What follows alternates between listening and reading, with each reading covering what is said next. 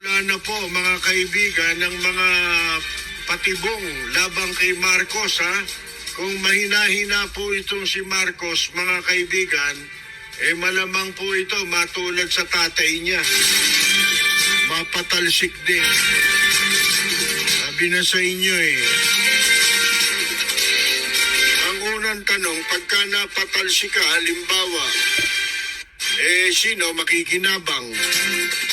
Yun ang tanong, di ba? Kaya sabi ko sa inyo, si Robredo, out of the question na yan. Wala naman siyang hinahabol na di ba? Alam nga naman kumampi ang kay Duterte. Yan ang bumaboy sa kanya, di ba? Sinasabi lang ho natin mga kaibigan, pag-uusapan natin yan kasi kitang-kita na mga ebidensya mga kaibigan Pangitang-pangitan na ang mga hakbangin Ang tanong lang ngayon, may problema tayo. Tayong mga, hindi naman bumoto sa kanila, di ba? Tayong mga hindi sumuporta sa kanila. Kung dadating ang sandali, mga kaibigan, na si Bongbong Marcos ay patatalsikin.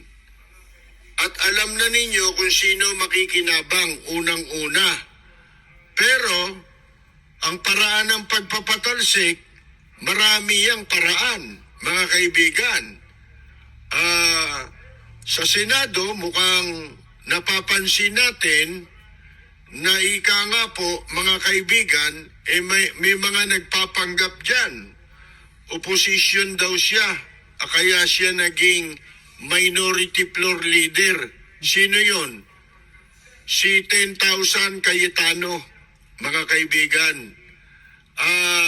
Opposition daw siya, sipin ninyo, siya ang binigyan ng kinilala at binigyan ng titulo na minority leader sa Senado, mga kaibigan. Gayong hindi naman siya kabilang sa oposisyon. Wala naman siyang kinabibilangan, mga kaibigan. Paano kang naging minority floor leader? Ano yan? Sa buwatan? Mga kaibigan? Yun ang problema natin ngayon. Hindi kaya nasa banig tayo, mapunta tayo sa sahig. Sinasabi ko lang sa inyo kasi ito nakikita na natin ang mga mga hakbangin, yung mga kunya-kunyarian. Diyan sa Senado, ilan ba sa Senado ang mga naipwesto ng dating administrasyon? Siyempre, doon kikilala yan ang utang na loob, mga kaibigan. At hindi lang utang na loob. Hindi mo alam kung yan pinlansya bago pa mag-eleksyon.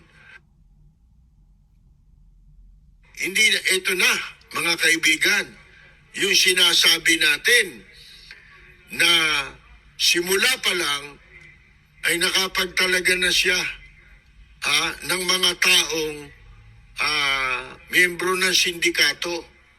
Alam nyo, may mga kasunod dito Ito si Digong nyo, may pahayag. Hindi lang may kaugnayan nga sa asukal. Walang kaugnayan sa asukal. Pero mapapansin ninyo, inuumpisahan na si Bongbong Marcos tambakan ng issue. Mga kaibigan, niyayanig na, para humina na.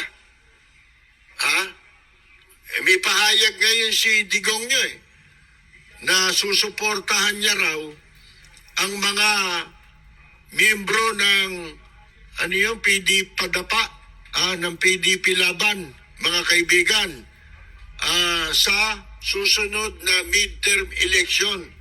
Ba't nagsasalita na sila ng ganyan? Malayo pa naman yung yung susunod na eleksyon.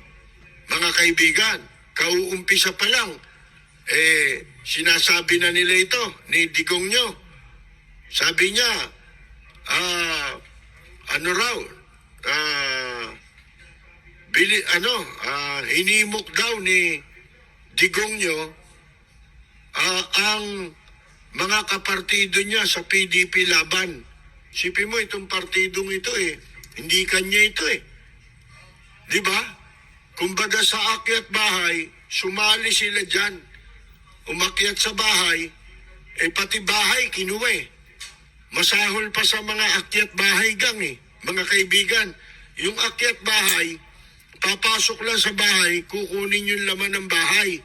Ito, nung pumasok sa bahay ng PDP Laban, pati bahay kinuha ayan po, hinimok daw niya ang mga miyembro ng partido nila, ang kanyang mga kapartido na ipagpatuloy ang pagpapalakas sa kanilang partido at maghanda para sa midterm election. Double meaning ito para sa akin. Ito'y diversionary tactic, mga kaibigan. Iba sa nakikita nating senaryo ngayon.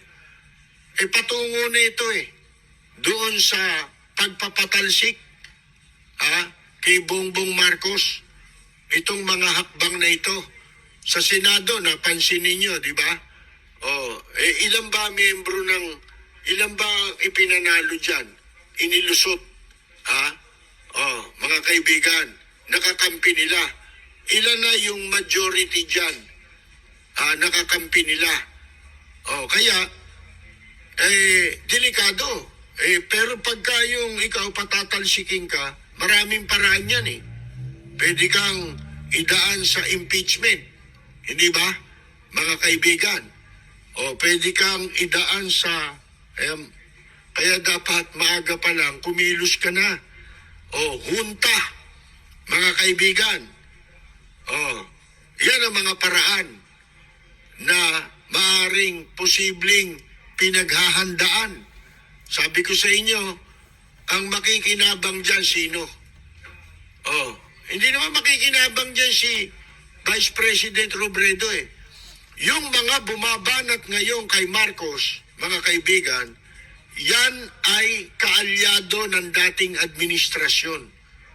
Kasama sila sa senaryo na yan, mga kaibigan. Kaya ako, paniwala ko, bago pa mag-eleksyon, nakaplano na yan, pinlansya na yan. Kaya kung mabagal-bagal, itong si Marcos Jr., baka pulutin ito sa kangkungan. Mga kaibigan, sipin ninyo, pinalalakas na raw nila yung PDP Laban. Mga kaibigan, hindi naman partido ni Marcos itong PDP Laban Mga kaibigan di ba? Kaya yan, mapapansin ninyo yung mga hakbang na yan. Itong si Rodriguez, ewan natin kung ilan ang naipa-appoint nito na kasama ni Digongyo.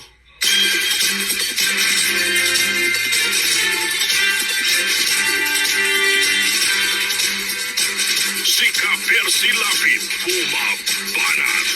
Lapid Fire. Bueno, asan ba tayo kanina? Ayan. Hindi na sumipot itong si Rodriguez sa pagdinig ng Senado, mga kaibigan. Ang sabi ng Malacanang, dumalo raw ito sa cabinet meeting, mga kaibigan.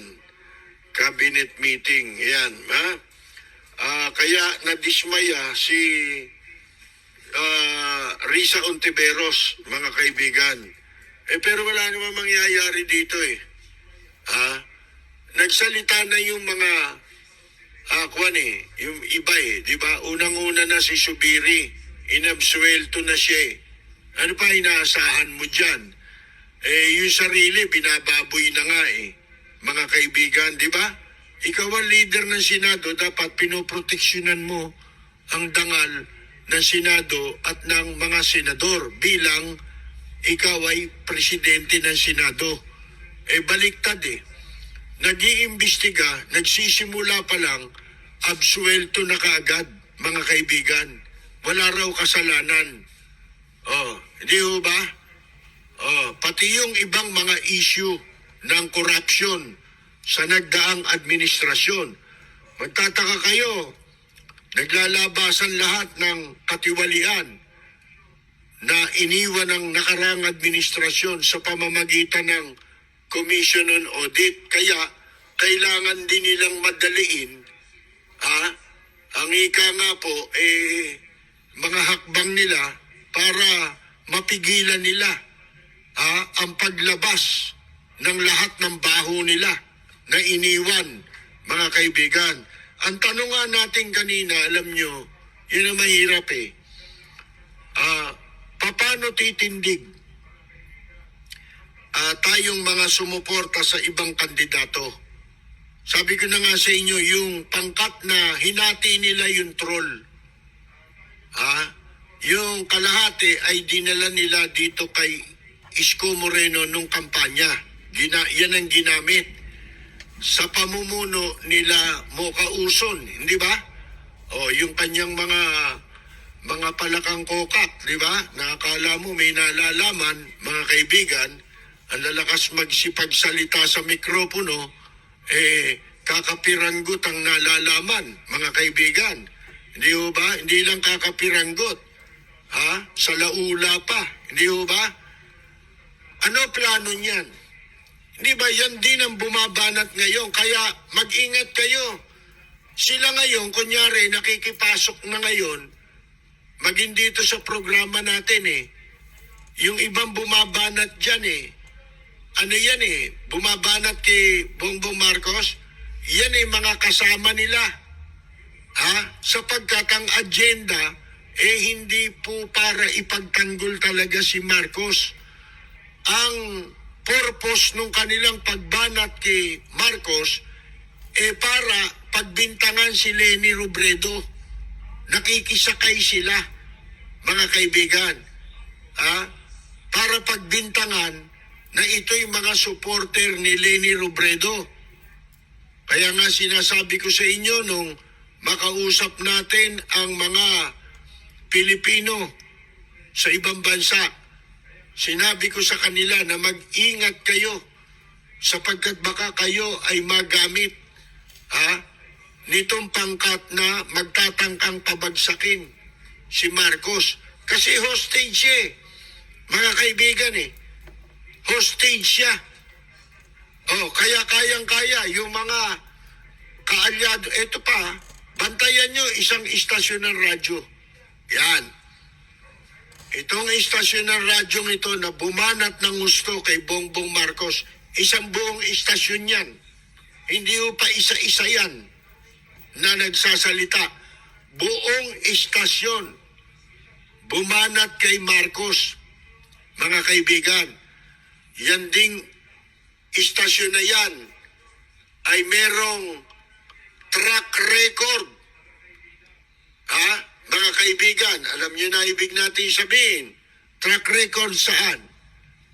Sa pagbagsak ng gobyerno o ng isang administrasyon. Not once, but twice, sabi nga ni Susan Roses.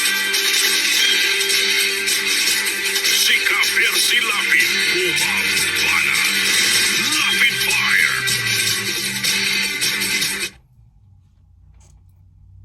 Ito yung sinabi ni Digongyo, mga kaibigan, na hinihimok daw niya ang mga miyembro ng PDP Laban mga kanyang mga kapartido na ipagpatuloy ang pagpapalakas sa kanilang partido at maghanda para sa midterm election sa 2025.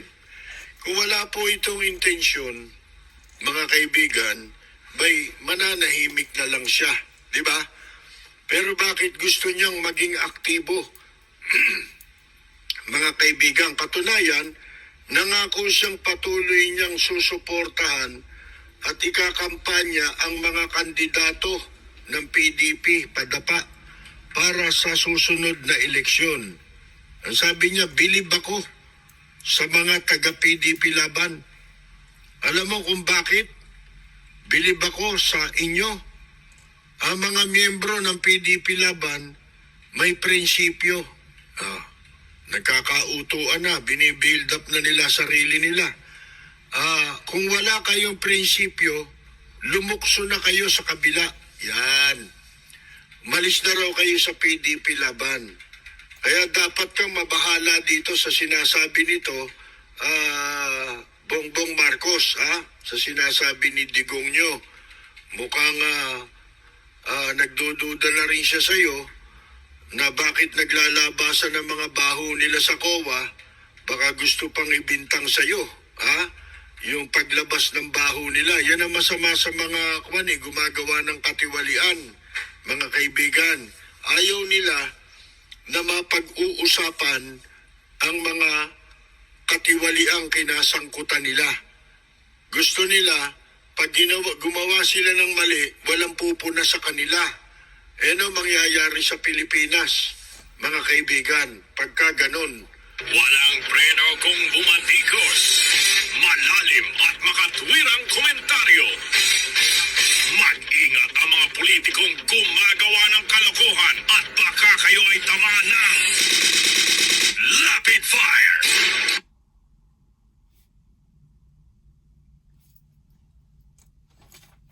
Masisisi mo ba kung may magbalak na ibagsak si Marcos?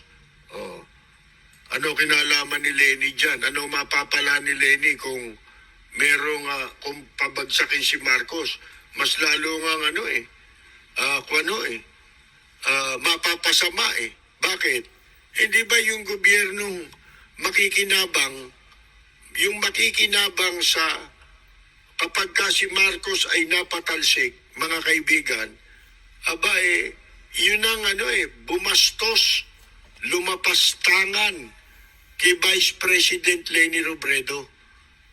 Yun ang trabaho nila lumapastangan. Pagkakagalit, mumurahin, mga kaibigan. Di ba? Para masira yung tao. Para masira yung pagkatao. Mawala ng dangal. Mawala ng integridad. Ng pagkatao niya. Sinisira. Yung inaakala nilang banta sa kanilang ambisyon, mga kaibigan, ay kanilang lalapastanganin. Yan ang kuhanin ninyo. Meron nga palang sinabi sa atin si Hector, akalain ninyo, yung palang, di ba merong yung Prime Minister ngayon doon, si Yari Lapid, ang apelyido Lapid. Yan journalist pala dati, si Yair, mga kaibigan. Na-research nitong si kaibigan nating Hector na ang ibig sabihin pala sa Hebrew ng apelyidong Lapid, ang katumbas na ibig sabihin nun sa Hebrew ay sulo o apoy. Kaya tama-tama, torch, di ba? O apoy, mga kaibigan. O kaya sulo. Yan ang ibig pala sabihin. Sipin mo, lapid fire. Parehong fire, di ba? Mga kaibigan, ni-research yan ni Hector Pinadala sa atin